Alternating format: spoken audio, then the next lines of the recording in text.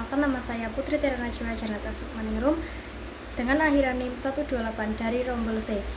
Di sini saya akan membuat video psikologi perkembangan untuk memenuhi ujian tengah semester. Yang pertama, saya akan menjawab soal nomor 1, yaitu saya memahami bahwa psikologi perkembangan adalah cabang ilmu yang mempelajari perubahan perilaku, emosi, kemampuan manusia dari bayi sampai tua. Ruang lingkupnya meliputi semua aspek perkembangan manusia, mulai dari fisik, kognitif, sosial, moral, sampai emosi. Manfaatnya, dengan memahami psikologi perkembangan, kita bisa mengetahui kebutuhan anak sesuai tahap usianya, sehingga bisa membimbing mereka dengan tepat. Kalau berbicara soal pertumbuhan, itu lebih ke perubahan fisik seperti tinggi badan, berat badan, perubahan bentuk badan, sedangkan perkembangan lebih ke perubahan fungsi dan kemampuan. Misalnya, anak yang dulu belum bisa membaca, sekarang mulai bisa memahami teks.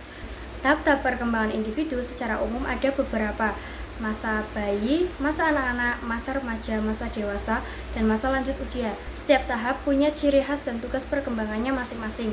Untuk konsep kecerdasan, saya memahami bahwa kecerdasan bukan hanya soal nilai akademik. Menurut teori Howard Gardner, ada banyak jenis kecerdasan seperti kecerdasan bahasa, kecerdasan logika, musikal, kinestetik, sosial, dan emosional.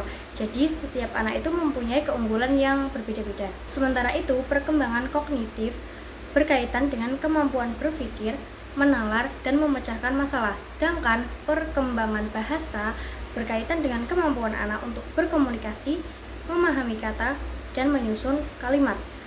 Kedua hal ini sangat berhubungan karena anak belajar berpikir lewat bahasa dan belajar bahasa lewat pengalaman pikirannya. Jawaban dari soal nomor 2 adalah, sebagai calon guru, saya harus membantu siswanya agar berkembang secara optimal, terutama dalam kognitif dan bahasa. Di dalam kelas, saya menggunakan metode belajar aktif, seperti misalnya diskusi kelompok, bermain peran, atau eksperimen sederhana supaya anak berpikir kritis dan kreatif.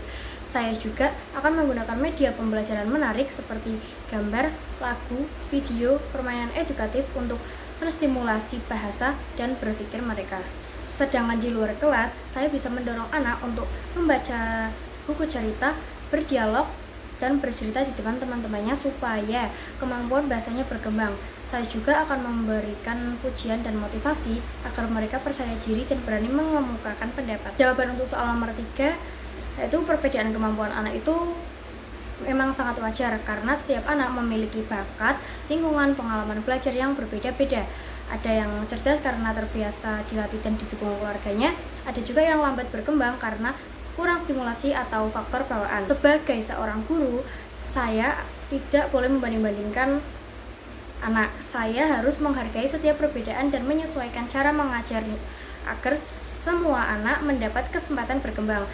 Untuk anak yang kurang, saya akan memberi bimbingan, tambahan, dan dorongan. Sedangkan untuk anak yang unggul, saya akan tetap memberikan tantangan supaya anak-anak tersebut bisa berkembang.